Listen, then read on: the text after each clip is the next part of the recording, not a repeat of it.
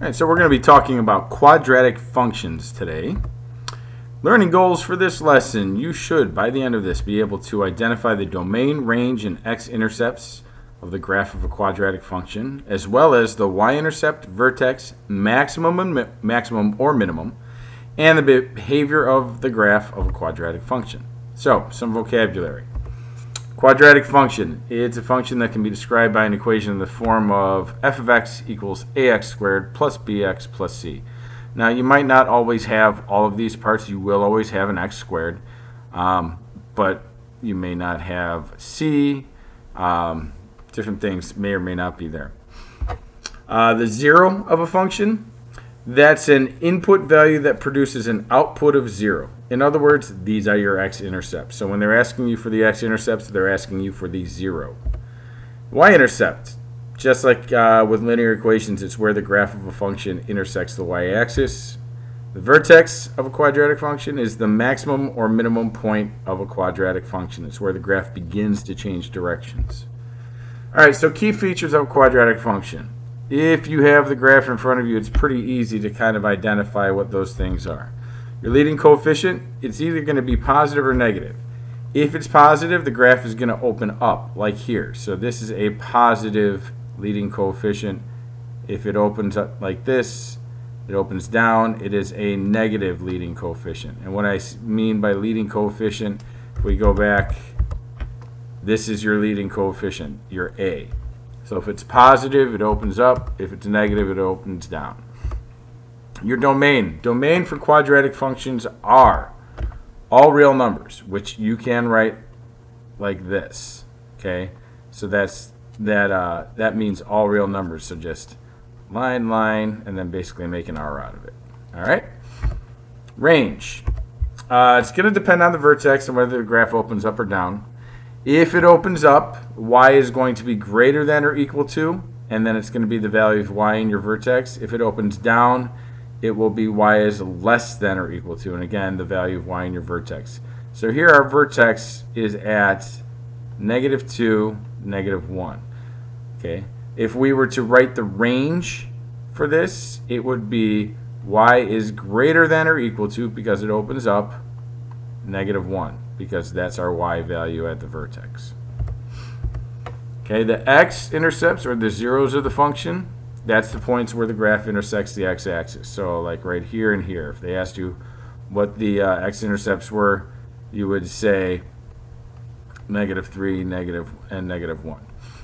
Okay, those aren't the coordinates. Those are just the values of x where the graph intersects the x-axis. The y-intercept, point where the graph intersects the y-axis, which is right here. The y-intercept would be at +3, not negative. Okay. Vertex, we went through that in the last slide there, so that's again right there. It's at -2, -1. It's the highest point on a graph shaped like this, or the lowest point on a graph that opens up. It's also where the graph begins to change direction. The maximum or minimum is the same as the vertex. In this case, it would be a minimum. If it were like this, it would be a maximum, because that's the highest value in the graph. This is the lowest for when we're talking about y. And then the interval of the domain where the graph is increasing. So what we're talking about there is, where is the graph going up? Well, if you look here, the graph is going up, and I'm going to change it so that we can see it better. Highlighter. Graph is going up along here. Okay, and the way that we write that, we write it as an inequality with the x value of the vertex extending to positive or negative infinity. So here it says written as infinity or negative infinity. So here it's increasing. Let me show you kind of where it's decreasing. So it would be decreasing along here. So if we asked where it was increasing, or we'll start with decreasing since I've already got the red out. Decreasing, and the way that we would write that is where it's coming from. So it's coming from negative, I always do that, negative infinity, and we put a parentheses around that. That means that it's continuing to go in that direction. comma, and then it stops at -2. And then we put a bracket around that. For increasing, okay, it begins to increase at -2, and it goes to infinity. And again, we put a parentheses around that. So decrease. You got to keep in mind, for if it opens up, it's going to be decreasing starting at -infinity and increasing, finishing at infinity. And your value, your x value of your vertex will be that other number.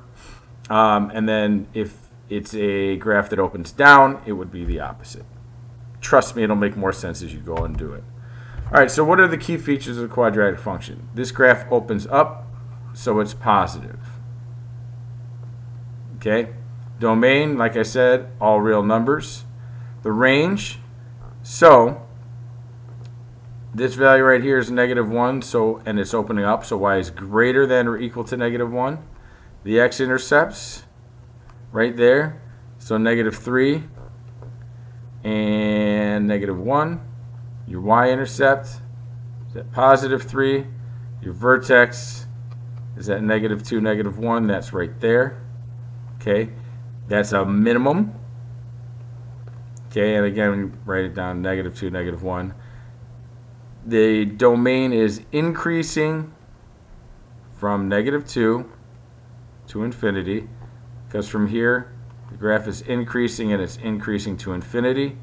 It's decreasing from, let's see, I did it again, -infinity, it's decreasing down to -2. So it's decreasing from -infinity to -2. Okay? Now, when you have to graph a quadratic function when you're given an equation, you can easily do it using technology, but it does help to understand how to do it by hand. I'm going to go through it quickly, but they're usually going to be given in the following form. f of x equals ax squared plus bx plus c. You've got your a, b, c. All right? Start by finding the vertex using the following formula. So this is going to give you the x value of the vertex. X equals -b over 2a. And then you're going to go ahead and plug that. Once you find that in, you're going to plug it in here, and whatever you get for your answer here will be the y value of your vertex. To find the zeros, we'll get into factoring later, which is a lot easier than using the quadratic formula. The quadratic formula is not hard, because literally it's just plugging in various numbers.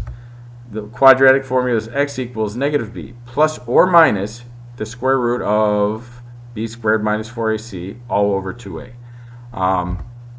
These will give you the values of x that the graph intersects the x-axis. Okay.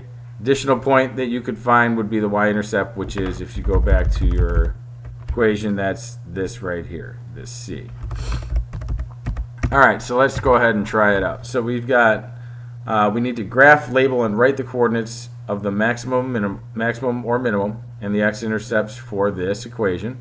So start off with the vertex. We're going to replace that with our numbers, because remember, this is a. So if we back it up just a little bit, this is a, this is b, this whole thing right here, this is c. Okay, so I'm going to replace the b and the a there with -10 and +2, which is going to give me -10 over 4, which reduces to -5/2, which gives me -2.5. Okay, I'm going to plug that negative in again. Okay, and what that's going to give me, once we go through and do everything, make sure that we have what we need there. Okay, it's going to give you -6.5. So our y-intercept, oh, that shouldn't actually be negative, because that was negative of a negative. Our vertex then is 2.5 -6.5. Now notice I converted it to a decimal. When you're graphing, it tends to be a little bit easier to do that. Next we have our x-intercepts, and again we're just going to plug everything in. So negative of negative 10 plus or minus the square root of negative 10 squared minus 4 times 2 times 6 all over 2 times 2. And then just start to simplify. So I did the 2 times 4 times 6, which is 48. Negative 10 squared will be next, which is positive 100. 100 minus 48 is 52. Okay. And then you would plug this into your calculator. Now, the thing to keep in mind is this is two different things. This is 10 plus the square root of 52 over 4, and 10 minus the square root of 52 over 4. That's what that plus or minus there means. Okay. When you put that in your calculator, you get these numbers. This is actually the answer to this, and this is actually the answer to that. So we have our x-intercepts. We can plot our points and make our graph. Now that I've kind of shown you how to do it by hand, you can also use a graphing calculator like the TiNspire or Desmos to determine the key features. For the TiNspire, when you open your software, you will go to Open New Document, Add a Graph, which is right there. You're going to type in your equation, hit Enter. Click Menu, so this menu button here, Analyze Graph, 0. You're going to do your left and right bounds, so it's going to start you off with a line, make sure that it's to the left of this, drag it till you're just to the right of it, okay, right in there, and hit Enter again. It'll give you your first point, and then you go ahead and you do it again to find the second one, except this time you would probably set the bounds somewhere here and here so that this was a shaded area so that you got this other point right here. Okay? Next, if we wanted to find the minimum or maximum, you need to know which it is. So you can look, and since our graph opens up, we'd be looking for minimum. Okay, and then again, just set the left and right bounds so that the vertex is included this time. Okay, so it's a lot of steps there. But the TiNspire is very powerful. Now here you have Desmos, much simpler to use. But if you're not allowed to use the internet or you can't use it, you won't be able to access this because this is online only. It's a web page. Go to www.desmos.com, click Start Graphing, type your equation in, and boom, you get all of these points. As soon as you type your equation in right there, notice all of these points come in. If you click on those points, these will all stay up there. If you hover over them, it'll give you those points. But if you click on them, they'll stay there. So, yes, graphing by hand is a lot harder than using technology, but it is very useful to understand how to do that. So, anyway, that's all I have for this. You guys have a good one.